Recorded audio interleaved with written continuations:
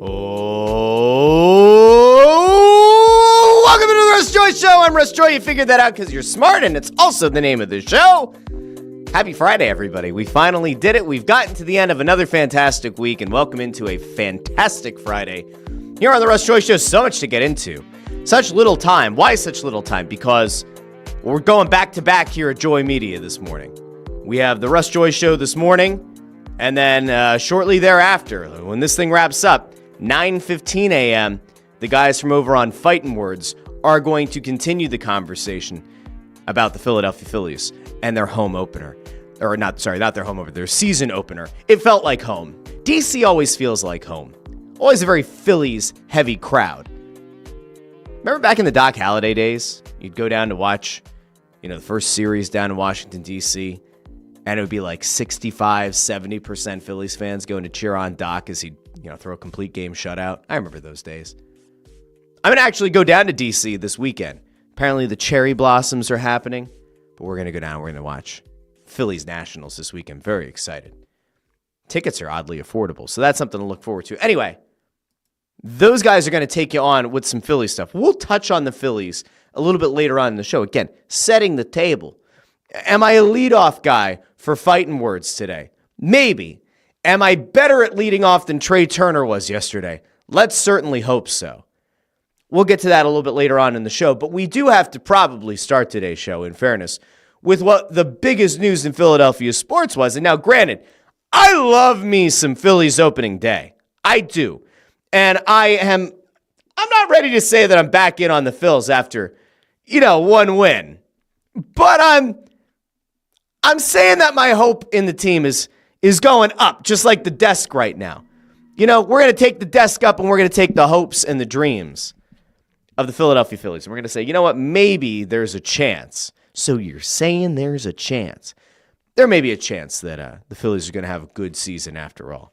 Now, it's funny because I've seen a lot of conjecture going around on the good old Twitter about whether or not it's fair to have questions about the Phillies. Is it fair to question whether or not the Phillies are deserving of being like the third favorite in all of Major League Baseball, of being a team that so many national media pundits believe is going to be there very late in October and have a chance to represent the National League in the World Series? Is that fair?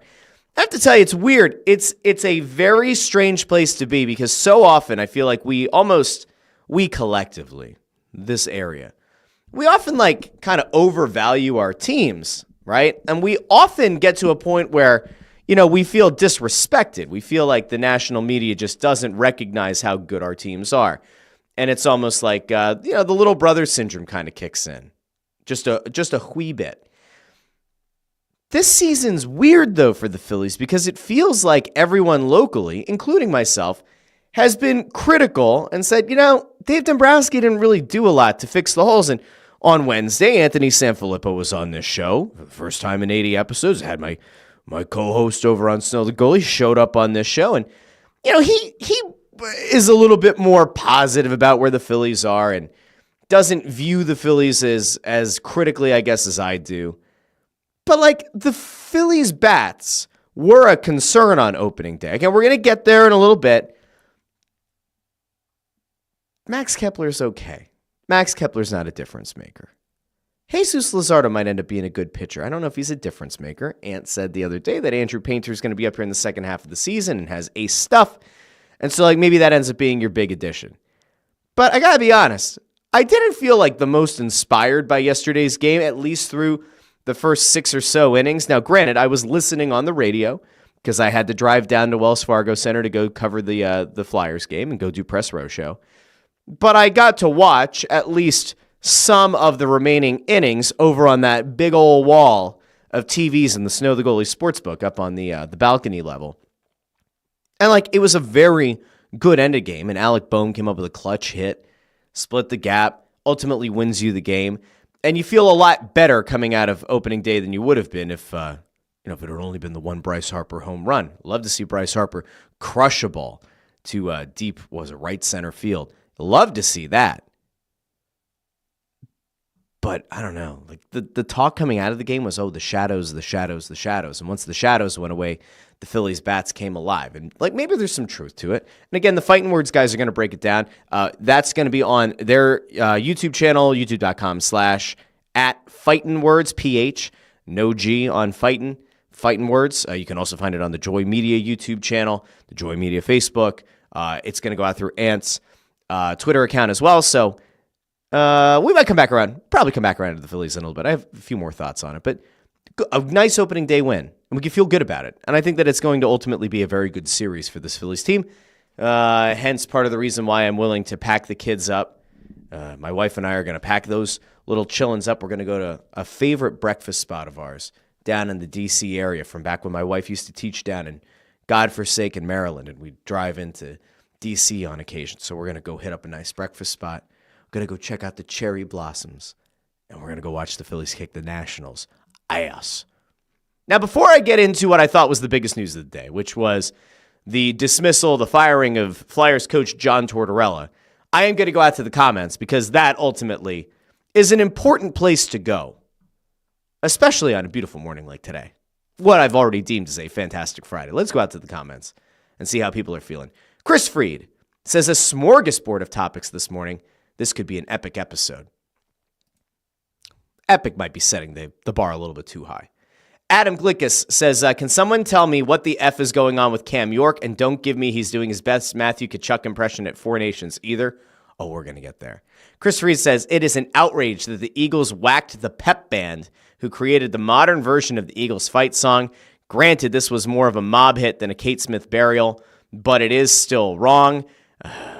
Greg Bondarenko says, happy Friday, all.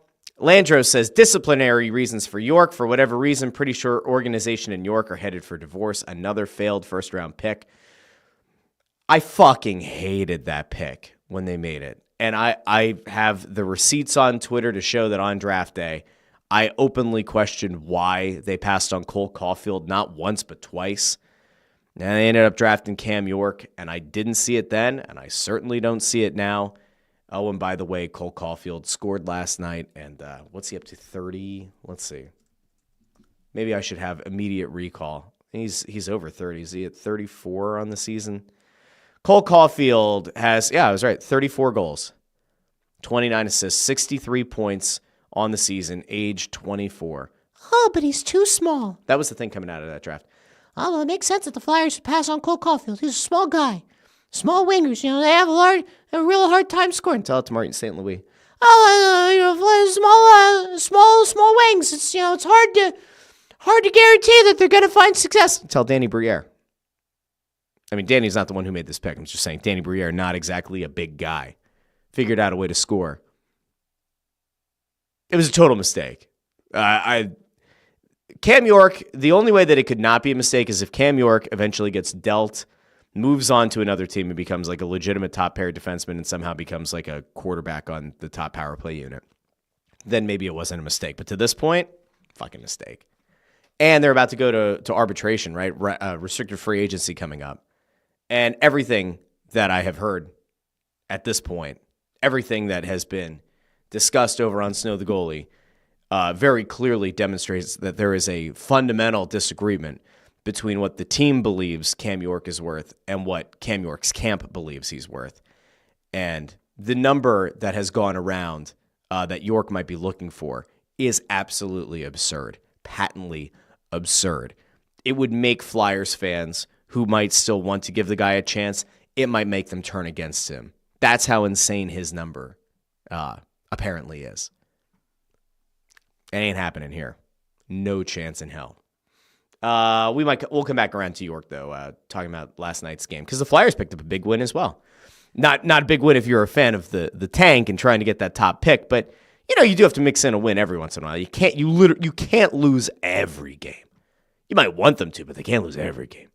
Chris Fried says, besides Mishkov, the Flyers' rebuild under the current regime has been pretty disastrous, from Cutter Gauthier to Carter Hart to Morgan Frost and now to Cam York. It's not a pretty picture. I mean, let's go back. So the Cutter Gauthier pick was made by Chuck.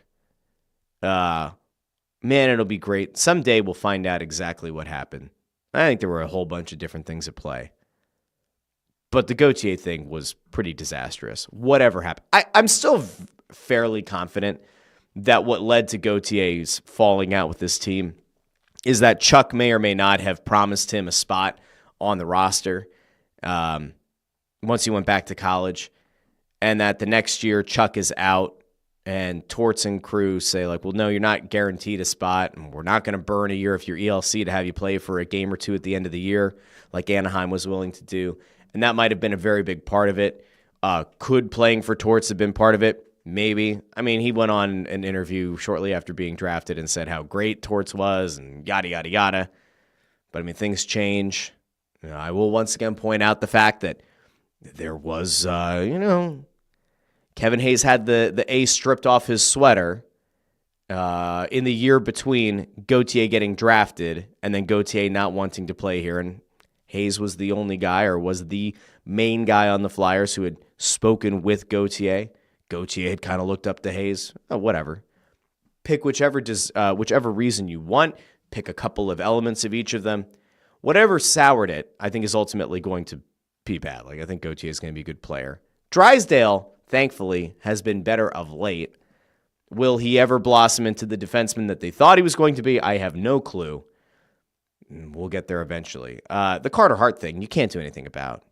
I mean, that's not this regime's issue, disaster. I mean, they weren't exactly around the guy when an alleged incident occurred. Now, whether or not he gets cleared, that remains to be seen. Whether or not the player and the team are interested in a reunion of sorts, if he is cleared, remains to be seen. I would be shocked, but crazier things have happened, I guess. I just don't see it. Morgan Frost and Joel Farabee both being high picks and neither of them turning into anything. Those are disasters, but those are also prior to this regime. Jay O'Brien being taken in a draft, also prior to this regime. So I don't think it's exactly fair to tie a lot of those sins of the past to the current decision makers. But I do get it that, like, in the calendar year or within the time of this regime being in power, Carter Hart was accused of horrible things and was essentially let go. And Morgan Frost has been moved and Joel Farabee's been moved and Gauthier had to get dealt and all that. But the current decision makers weren't the ones who were in total control when those things went down. So make of that what you will. Let's see. Landros 2 says, makes sense. Call up a third-string goalie. The last call-up you can do, then the next day you have to embarrass a kid and make him watch an entire game from the bench. Solid culture move. The Kolosov thing remains weird. I've heard a few things about what's going on there, but it doesn't really matter. Using the last call-up on him is just...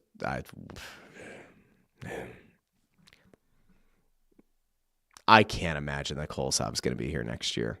Or Kolosov can't be here next year if Fedotov still is. Like, they're going to have to move on from at least one of those goalies, and I have no idea which one it'll be or what's going to happen, but, like, whatever. The Cam York thing is, I guess, troubling insofar as he gets benched. We'll talk about this in a minute, but, like, he's essentially a healthy scratch. But instead of having him in the press box, he has to be down on the bench because they have to dress that sixth defenseman. Not ideal.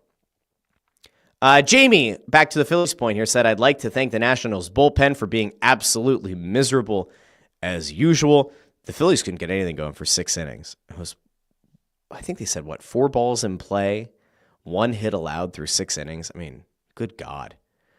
Greg Mack just thinks that the Phillies still suck. I don't know how you get that after yesterday, but he thinks they suck. Jamie Rolla says, fun game last night and didn't lose any ground on the tank except for Nashville. Correct. We'll do Tankathon here in a minute. Allison asks, what do you think Cam did to deserve discipline? I don't know. Did he run into the locker room after the news broke that Torts got fired and said, yeah, fuck yeah, get out of here, Torts. I hated that guy. I don't know. I guess if he did something like that, yeah, you're going to get yourself in trouble. I don't know what he could have possibly done. I have no idea, but they are certainly not, they're not talking about it. And Brad Shaw last night, I thought it was funny. I was like, you know what? Brad Shaw benches Cam York. And I was like, you know what would be really funny? What if Brad Shaw benches Cam York, which he did, and then doesn't talk to the media afterwards, and instead Brad Shaw pulls a Torts and sends Rocky Thompson out to answer questions about why Cam York was benched? It would have been the funniest way to pay homage to Torts. It would have been the funniest fucking thing. And yet, it didn't happen. So, Brad Shaw came out post-game and just said, he was benched for disciplinary reasons. I'm not going to give you the specifics on why, but he'll be in the lineup on Saturday. It's a weird place to be.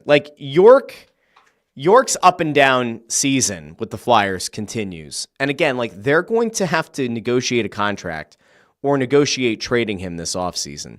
And I would be more surprised if he re-signs than if they trade him. I just don't think he fits. And again, sins of the past. Wasn't the pick of this current regime. Maybe they cut their losses and they try to move on. I have no idea. Let's see. MM says keeping Carlson open.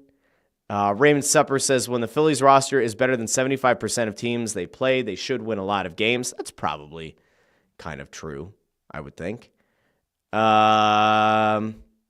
Let's see.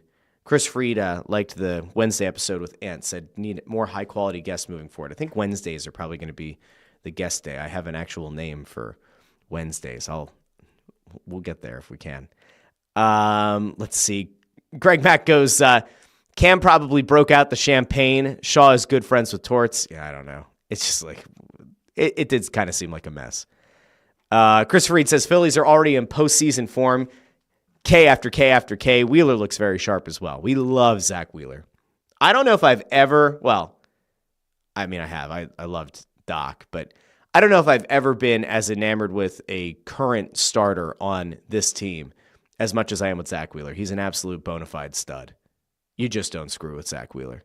He's legit. He is the real deal. He is everything that you need an ace to be. Jamie says, were I to guess, it sounds like Cam finally confronted Torts and it didn't go well. I don't know. Could it have been a holdover, a disciplinary holdover from when Torts was still here? That would be weird. To uphold that would be even stranger. Brian Knowlton says, it's a beautiful morning. It sure is. Let's see. Amy says, Coots could barely contain his happiness during the post-game interview yesterday. Listen, there might not have been a happier guy in that dressing room than Sean Couturier at the news that John Tortorella was let go. And I will tell you, I don't think there are many guys that were, shedding tears over Torts' firing. So we'll get there.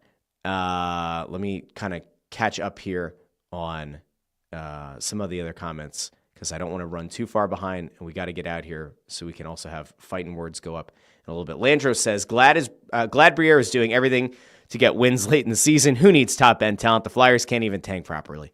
What's Briere supposed to do? They legitimately played 5 defensemen last night. There's nothing they can do. Those guys were going to go out and play hard because they were going to try to stick it to Torts. That was what that was. And in fairness, I think a lot of people saw that happening. Ford checks in with humility. As usual, Ford is right. Phils don't hit, and they get pitching gems. Cool. Get used to that all season long. It will also be why they lose in the postseason. They scored 7 runs. They did get a very nice pitching performance out of Zach Wheeler. They scored 7 runs. Again, the Phightin Words guys are going to explain the shadows and what kind of role the shadows might have played. And it seems like afterwards, the players kind of tried to downplay. Well, some of them tried to downplay the shadows having an impact, but they scored 7 runs. Philly fan says, if the Flyers win the lottery, do you just go Schaefer and trade the rest of the picks for a player like Lundell in Florida? I think that there's a good chance that they package those late first rounders into something. I wouldn't be surprised if at least one of them gets moved for a 2026 first rounder. And honestly, just based on what we hear about the 2026 draft, I wouldn't be opposed. So if the Flyers can make a move and move off of one of those firsts, or maybe a first and a second, to get what could potentially be like a middle of the pack first round pick for 2026, I'd be totally in favor. I really only want to see them make that first pick. It's not that I don't believe in the end of the first round. It's just like I view those more as bargaining chips than you taking 3 first round picks. Like I'd be shocked if they used all 3. AJ over on YouTube says, good morning, everyone. Good morning, AJ. Raymond says, Torts' last season in Tampa was similar to this season. Difference is Lightning let him finish out, which led to drafting Stamkos. Yeah, I mean, listen, they could have let Torts finish it out. And based on the way things were going, it would have been a disaster. But I think that there were enough things that led to the need for them to get rid of Torts, which we need to get into. I love going out to the comments, but I think it is time to get into it. AJ says, fun fact, Torts wasn't fired for 20 minutes before the Rangers subreddit was calling for rehiring him. Also, clearly, Mishkov was happy with the firing. Yeah, Mishkov almost had a hat trick. They had a goal that was definitely Couturier's, but for a little bit they changed it to a Mishkov goal. Then they changed it back to Couturier's goal on the deflection. It was the Flyers' 3rd goal last night. And then he gets the opportunity. TK drops it back to him with an empty net, and he rings the post, and then Mishkov is so pissed off that he missed it. He ends up like kind of coming around. He falls to the ground, gets up off the ice, goes down the tunnel, and then the horn sounds. Somebody's like, "Yo, Maffei, we gotta go back out," and he comes right back out. But he was pissed. He was really, really pissed. Ford says, Russ Joy, the Flyers will never fire Torts. Next day, the Flyers fire Torts. Yeah, so I'm gonna have to explain this to Ford because Ford, buddy, I don't know what to tell you except. I am going to boot Ford from the chat today, I think, because the spamming of the comments. This isn't your show, Ford. You can stand, sit, do whatever you want to do, and interact with people. But like, I'm sick of the spam. So let me address this to this wonderful guy, Ford. If you had told anybody in the Flyers organization last week, or last month, or last year that they would fire John Tortorella, they all would have given you the exact same response. No way. If we had talked to anybody, because, believe it or not, talk to people in the Flyers organization, because, down there for 41 home games a year, happen to have good relationships with people in the Flyers organization. 2 weeks ago, the wide belief was that with Torts coming up on the lame duck season in year 4, there was a better than 0 chance that he would want to step away from the bench and potentially move up into an advisory role. This has been talked about for 2 years. There was a question of whether or not they could extend him another year so that he wouldn't go into a lame duck season next year. Something very clearly changed. So when I said on Wednesday's show, they're not going to fire Torts, and I tried to kind of show him a little bit of a generous interpretation of, I don't want to learn how to coach a team like this. It was largely informed by the fact that for over 2 years, the conversation has been around him staying with the organization long-term as an advisor. But I will point out the fact something clearly fucking happened in the last few days that fundamentally changed that we went from multiple people saying he's going to stay here long-term as an advisor to he is fired. Fired. So let me reiterate this for Ford. Shit changes. And it changed fast. And I would just clearly point you to Danny Briere's press availability at 5 o'clock yesterday at Wells Fargo Center, which you probably didn't watch or pay attention to. In it, he said that there have been things over the last 2 years that have maybe contributed to the decision to fire John Tortorella. But they had worked through them. But over the last couple of days, certainly, things rapidly changed. And that the comments after the game a couple nights ago might not have been the only reason. They certainly had an impact on the decision to fire John Tortorella, not to allow him to run out the string of the last 9 games, not allowing him to resign with dignity or with his tail tucked between his legs. Fired! Why did that happen? Because something very clearly changed. I don't know, Ford. Sometimes this kind of thing happens. You know, there are happy marriages out there that are happy marriages until one day they're not because something changes within a day or two. And then that marriage blows up. Shit happens all the time. I watched a lot of episodes of The Maury Show and Jerry Springer as a kid when home on sick days. Shit can change real fast. So, no, this isn't like, Russ is a fucking idiot. No, something very clearly changed, and Danny Briere admitted it at the press conference. So again, shit changes. Nothing you could do about it. Now, I will tell you, this is a very weird situation that the Flyers find themselves in. Because Torts has been a very big part of this. Dan Hilferty once called him the spiritual leader of the team. Again, you don't go from that to fired within a few days off of nothing. Something changed. Something happened. Those post-game comments a few nights ago, which we played on the show on Wednesday, where he said he's not interested in learning how to coach a team like this at this point, kind of given like where the season is. I don't know if that was him misspeaking, but it sent off a lot of alarms. It sent up a lot of flags, and it was not interpreted well. The amount of people that were willing to show John Tortorella grace after those comments were few and far between. I compare this to death by 1,000 cuts. Torts is that guy. Torts will do things, say things that will piss you off, will rub you the wrong way. But then you go, he's still a very good coach. He's still able to get the most out of this team. They believed in the culture that was getting instilled. So they dealt with it. They dealt with the warts. I am going to compare this to like a relationship. They were willing to deal with some of the red flags because they believed that they were going to be able to find success at the end of it. And it didn't happen. Because eventually you get worn down until nothing is left. And that's exactly where the Flyers found themselves. So the other night, this is the interesting thing. Danny Briere at the 5 o'clock media availability on Thursday said something to the effect of, the players didn't have the direct input into what happened. The players aren't responsible for John Tortorella getting fired. But they know what the temperature of the room is. They know what happens around that locker room.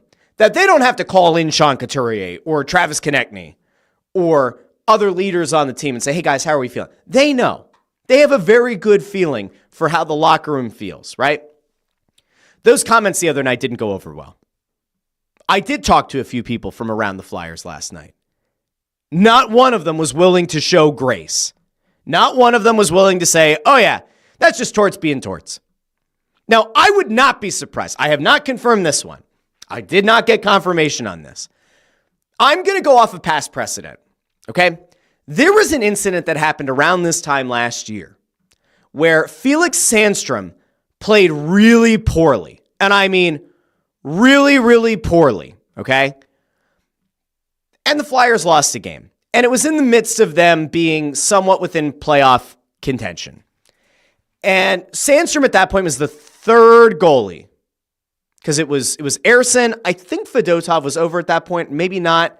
Or it was when it was Ersson and Cal Peterson. Sandstrom was the third goalie. And we all knew Sandstrom wasn't an NHL goalie. They get to the post-game presser. And Tortorella gets asked about Sandstrom and about his play. And about, the play in net and everything. And Tortorella essentially kind of, I'm very much paraphrasing. It was a year ago. But the quote was essentially like, what do you expect? Play like that in goal, like that's going to happen. And I looked at it and a bunch of other people looked at it and said, that was kind of dickish. Like, there's no expectation that Felix Sandstrom could come in and win you a game. He's the third goalie. He's like being forced into a position that he's really not ready for and that he might never be ready for. And then like a day later, 2 days later, Tortorella came out and publicly addressed it and essentially like offered a retraction and said that like he was too hard on it and that it probably put a little bit too much onto Sandstrom. In a way, he like publicly apologized. I don't necessarily think that John Tortorella like had some kind of like introspective look at his comments and went out and did that. Something makes me think that like there was at least one person within the organization that was like, yeah, that probably was uncalled for. Like that, you can say what you want post-game, but that really isn't great. And that maybe that influenced his decision to go out and kind of offer a retraction. Would I be surprised if somebody from the Flyers organization, after hearing Torts' comments the other night, went up to him afterwards and said, yo, that shit doesn't fly? No. I don't know what you meant, but it sure sounded like you said, I don't want to learn how to coach this group at this point in the season. And like, it kind of sounds like you gave up on your players. Whether you wanted it to or not, that's going to be the interpretation. And maybe somebody in the organization said, you really are going to have to address this. We're not letting this one go. You probably have to go and say something to the media tomorrow or maybe ahead of Thursday's game. You really should clarify. And maybe Torts said no. Again, I'm going off of past precedent with Felix Sandstrom. Is it possible? Again, I didn't verify this last night. I didn't go ask 7 people. A lot of people don't want to talk necessarily about what led to the dismissal, what the final straw was that broke the camel's back. Clearly, those comments had a lot to do with it because Danny said it moved very quickly and I didn't have a lot of time to think about what he may or may not have meant, which again means something happened with those comments. Somebody got upset with the comments themselves and it rapidly took them down the path of a firing. It took the relationship from where he was going to remain here longer term in some kind of advisory role to he gone and like out of the organization and gone totally. I wouldn't be surprised if somebody talked to him. I wouldn't be surprised if it was somebody in the locker room. I wouldn't be surprised if it was somebody in front office. Somebody probably said to him, this isn't okay. You got to fucking man up and address it. And just based on this guy and where his head has been at and how the losing has very much worn down on him and the way that he's been talking about this team post-game and the way that he's just been kind of handling himself with the media over the last few weeks, my assumption is that he would have said, no, I'm not taking back what I said. I'm not clarifying it. That's how I felt. That's how I feel. Maybe that's what led to it. I don't know. But like past precedent, yeah, I'd put at least $5 on the fact that those comments didn't go over well. There was probably a chitty chat, an unwillingness to clarify, and that might have helped to expedite things. But again, not confirmed. If somebody wants to confirm it, they can. Here's the interesting thing about Torts getting let go. On Thursday, we get the word. Anthony DeMarco puts it out first he's at Daily Faceoff. He used to be at the fourth period. I think I said the fourth period yesterday. So Daily Faceoff, I think, right? DeMarco puts out, hearing John Tortorella's out. And I go, ooh, ¿qué pasó? That's interesting. Very, very interesting. Huh. And then Elliot Friedman, one of the preeminent national media guys for the NHL, says that Torts stepped down. And I was like, wow, that's a bitch move. You're going to step down? Like you can't just coach out the last 9 games? I was like, that's kind of a bitch move. I'm surprised. And then within minutes, we get the statement from the Flyers saying that he's been relieved of his duties. And at that point, I went, oh boy, this didn't go well. This didn't go well at all. At all. Like something happened. And again, you combine the statement from the Flyers yesterday with Danny Briere's press conference with the media at 5 o'clock. And if you kind of read between the lines on a little bit of both, something went very wrong here. Something went very sour here. And it seems like it happened in recent weeks. But like those comments the other night really just kind of dumped a ton of gasoline on the fire. They had to. It's really interesting too. So Torts, again, like I say, the death by 1,000 cuts. Torts has been called out publicly over the last month or so by Joel Farabee, had comments to the media about like enjoying being trusted again late in games. Sean Couturier over the last year kind of talking about the lack of communication. We had Cam York the other day, lack of communication on why he was being benched or scratched. We don't really know with Mishkov because nobody in the media speaks Russian. You're kind of getting quotes that are few and far between. But it seems like communication was an issue and that it always came down to the assistant coaches. At least with Cam York, it came down to talking with Brad Shaw to figure out what he needed to work on to not get benched again. I just think that the death by 1,000 cuts is ultimately what did Torts in. And I think that those comments the other night, had they happened a year ago, Torts is probably still here. Had they happened in the beginning of this season, Torts is probably still here. Had they happened in January, good chance Torts is here, but on very thin ice. I think what you just saw is an organization that finally said, you know what? Much like I said on Snow the Goalie on Wednesday, before the firing, day before, I said, this isn't the Philadelphia John Tortorella's. This is the Philadelphia Flyers. My hunch here, my feeling all along, is that Torts had probably an oversized say with a lot of things to do with this organization, with player personnel, all of that, right? Ownership really valued his input. He was the three-headed triumvirate, right, of Tortorella, Hilferty, Jones, Briere. Hilferty kind of sat over top of it, so it was really Jones, Briere, Torts, Hilferty overseeing. I just think at some point he wore out his welcome, and he really thought that he was so vital, so integral, and had so much cachet with ownership that he could just get away with saying and doing whatever he wanted to. Now, in fairness, for over 2 years, that was the case. He was able to do and say whatever the hell he wanted. But amidst the losing, even though it was expected, amidst the way that things have gone down, I'm not going to tell you why I benched Matvei Mishkov. I'm not going to tell you why I benched Cam York. But stop the bullshit. All of those kind of things, it's death by 1,000 cuts. And ultimately, John Tortorella probably signed, sealed, and delivered his own firing with his comments the other night. And so now, what does that mean? And you get James Bond Flyers says, I just think he was very rude. It might have been. There are people who will go to bat. Eric Johnson, after he got dealt, he spoke very highly of Torts. Would Sean Couturier speak very highly of Torts? I don't know. We had him on Snow the Goalie beginning of the season. We brought up the benching. You can see the change in body language. Couturier sure looked pretty good last night. I'm not one to say that like you have to do what the locker room wants. I certainly don't like the idea or appreciate the idea. And Andrew Fawcett says Torts fired himself. He knew what he was doing. Adam Glicka says he was withholding information. Bettman opens up the media after the games. I mean, listen, this is really simple. Torts is a really good coach. He wasn't the right coach for this team. When he was hired by Chuck believed it was a playoff team. I thought Chuck was delusional.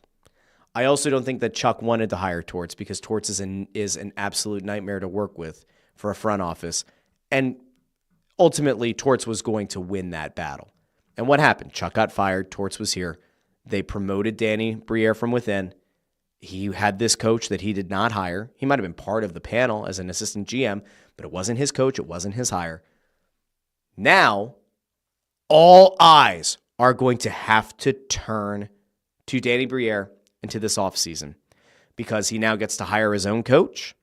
He gets to go into this draft with wide open eyes, with the entire backing of the organization behind him.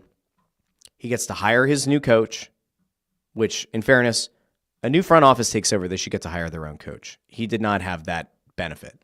He gets to hire his own coach.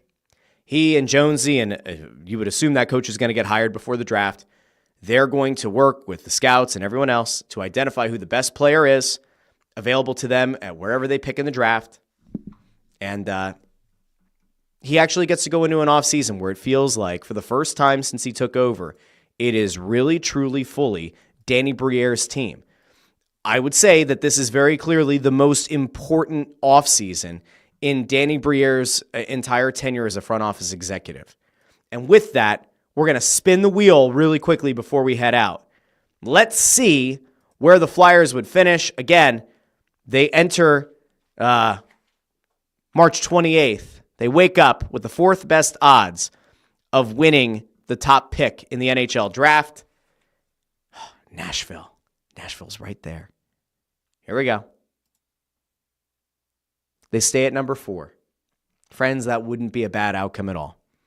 Now, I will be back on Monday with the Russ Joy Show. There will be a press row show on Saturday. I will not be there. I'll be down in D.C. But there will be a press row show on Saturday. After this show ends, as soon as the show ends, Phightin Words. Go check it out on their YouTube channel. You can check it out on the Joy Media YouTube channel and Facebook.